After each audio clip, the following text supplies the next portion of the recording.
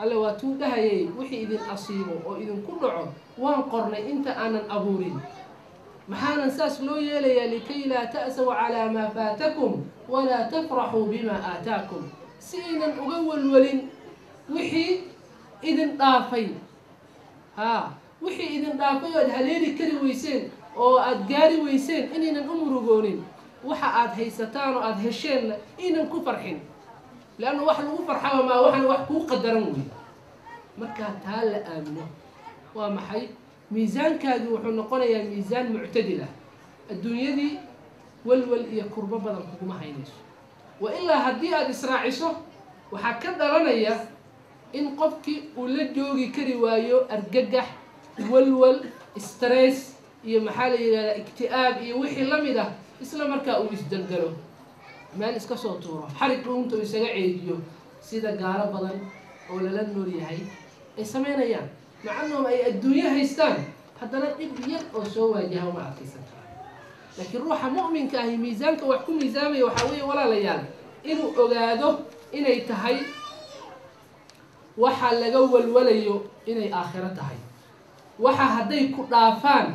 oo aad halaagsamayso waa aakhiro adduunyada maaha walihaada xadiis nabiga sala allahu calayhi wasalam laga warinaya nawfal ibni mucaawiya wuxuu leeyahay nabiga ayaan maqlay salawaatu rabbi wasalaamuhu calayh isagoo oranaya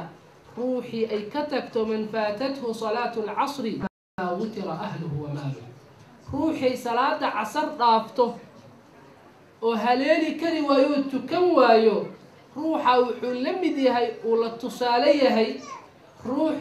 ehelkiisii iyo xoolihiisiiba ay halaagsameen ruuxa halaagsamay oo hoogga iyo ba'a uu ku dhacay waa ruuxa noocaas fiiri adiga tasawur miisaalkaa si fiican u dhadhanso reer baad ka soo toostay qoys aabbo iyo hooyo iyo walaal iyo intaba leh baad ka soo dhex kacday meeshii aad rabtay inaad gurigaaga ku laabatay oo waxaa u tagtay reerkii oo madfac ku habsaday laa qadar allah oo bas dhahayn oo baaba-een dareen intee la eg iyo xanuun intee la eg buu qofkaa dareemaya waa xanuun aada u xoog badan oo dad badan aysan la gegsan karin oo laga yaabo inuu qofkaa ku dhufto ama uu wareero ama uu la dhintaba naxdinta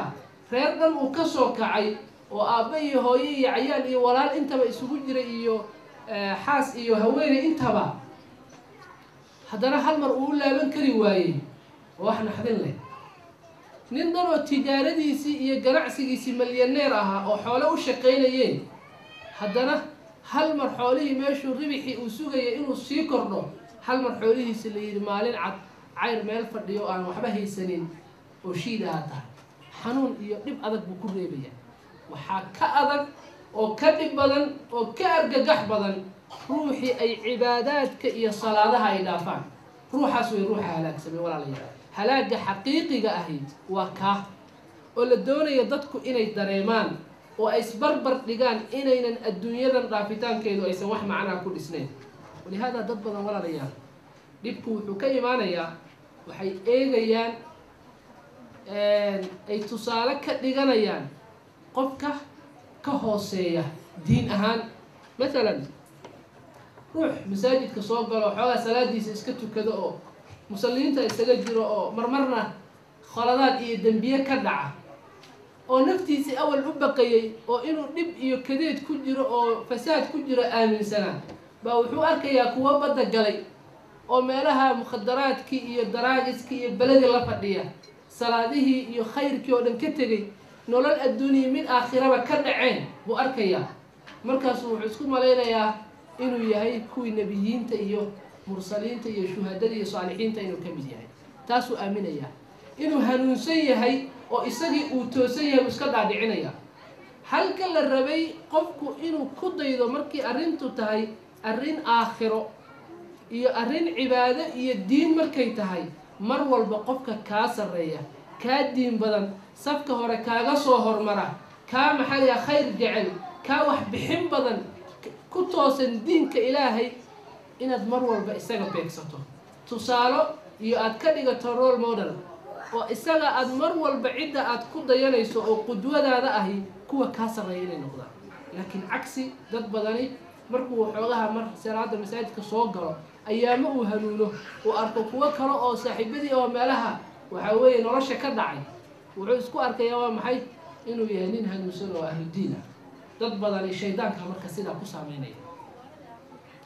dhinaca adduunyada markaan u nimaano waa cagsi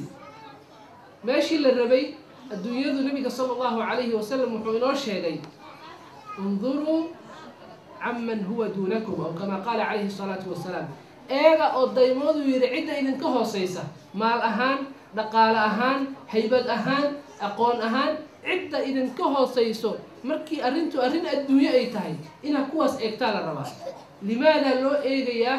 liannahu ajdar an laa tasdaruu nicmat allahi calaykum taa ayaa ah mid ku habboon inaadan xaqirin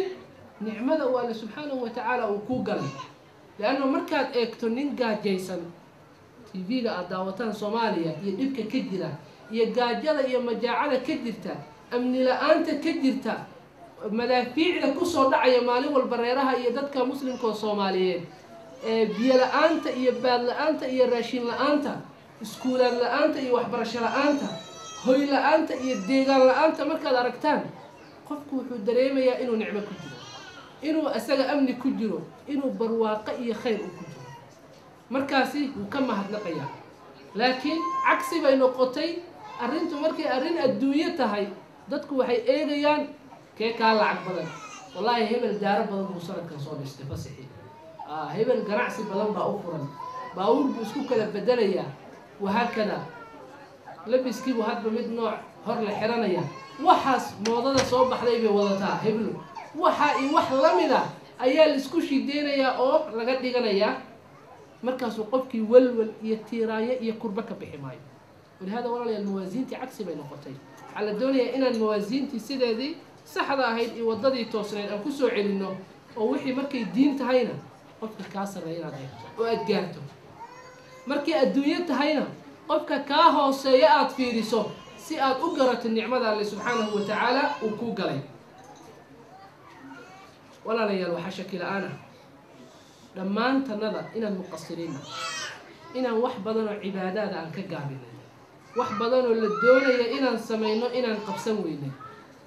walihaada alle subxaanahu wa tacaala nicamtiisa iyo fadligiisa waxaa ka mid ah inuu inoo sameeyey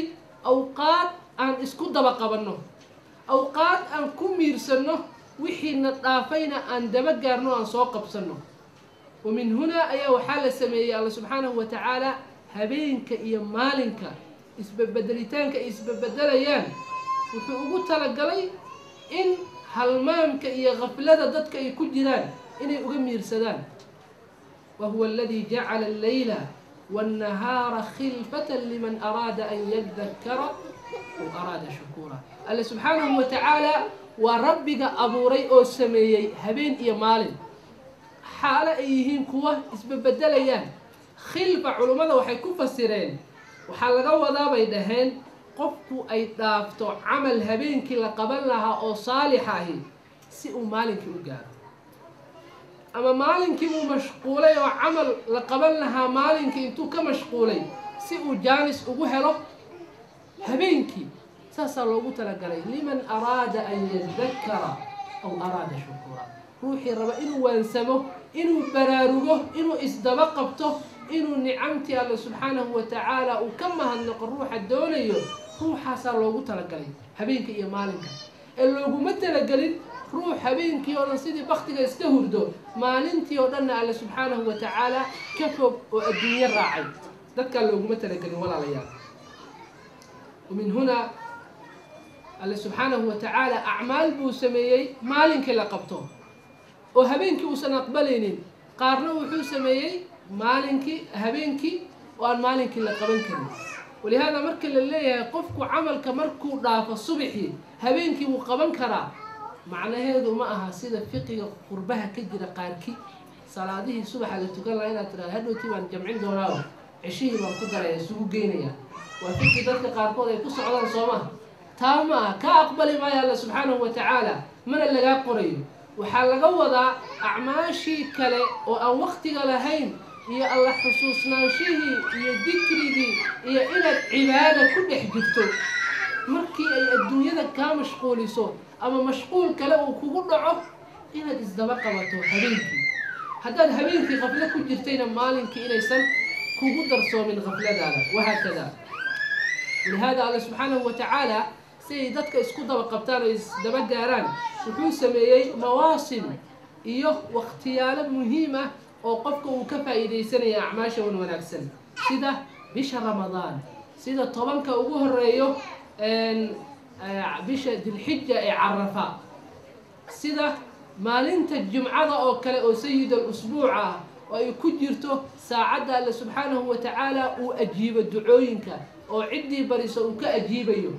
sida khamiista iyo isniinta oo acmaasha la rafciyo oo Allah subhanahu wa ta'ala loo bandhigo wahakada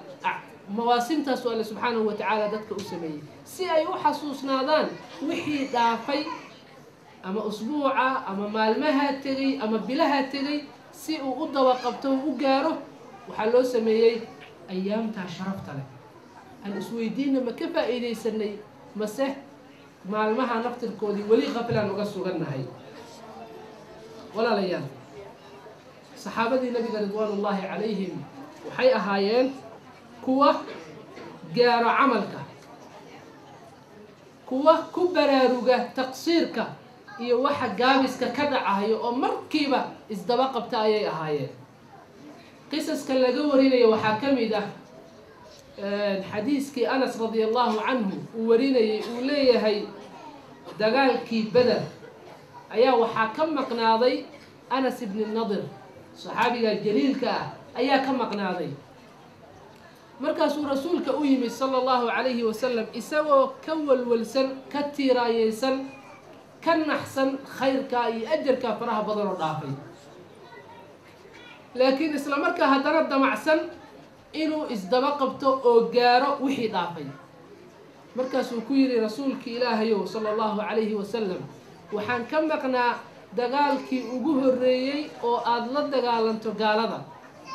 hadduu Allah subhanahu wa ta'ala ii qadaro inaan xaadiro oo aan goobjoog ka ahaado ay nafta igu sinto dagaal aad galayso waxaa ballana inaan wacdaro dhigo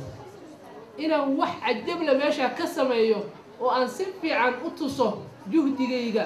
inaan ilaahay tusiyo ayaa ballana maalintii Uhud baa la gaaray maalintii Uhud markii la gaaray طبعا muslimiintii haziima ku dhacday waa jabeen markay jabeen ayaa Sa'd ibn Anas ibn Nadir radiyallahu anhu wuxuu soo qaabilay gaaladii waxa ka hor yimid Sa'd ibn Mu'adh radiyallahu anhu saxaabi kale oo jaliila markay is salaameen wuxuu ku yiri Anas ibn Nadir baa dhahayo Sa'd ibn Mu'adh jannadii baa ii soo udgeyso oo buurtan Uhud sokodeeda bay iiga soo udgeysaa bimacna kaale oo israacna way oo jannadii aan wada dooranay markaasuu yiri Sa'd ibn Mu'adh radiyallahu anhu wallahi ya rasuul Allah rasuulka ilaahayow ilaahay baan ku dhaartay ma karin buu yiri ninka waxa uu ku dhiiraday oo geesinimo ah waan kari waayay buu yiri kadib Anas ibn Nadir dagaalkii uu galay waa mintiday ilaa uu meeshii ku shahiido waa la soo qaaday iyadoo ay ku dhacday 82 sugu jirto sayf lagu dhuftay waran lagu soo gamay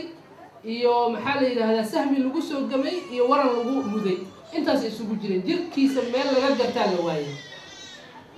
ilaa markii dambe lagu wareeray gabar walaashi ayaa garatay waxay ku aqoonsatay farihiisa fara kamid ah calaamada uga yaalay bay ku garatay waxaan uga soo wadaa qisadaasi in ay ahaayeen saxaabadii nabiga sallallahu alayhi wa sallam hadday khayr yar ka maqnaadaan kuwa ka walwala isla markaana ballan ku gala inay khayrkaasi gaarayaan oo gadaal ay ka sameyn doonaan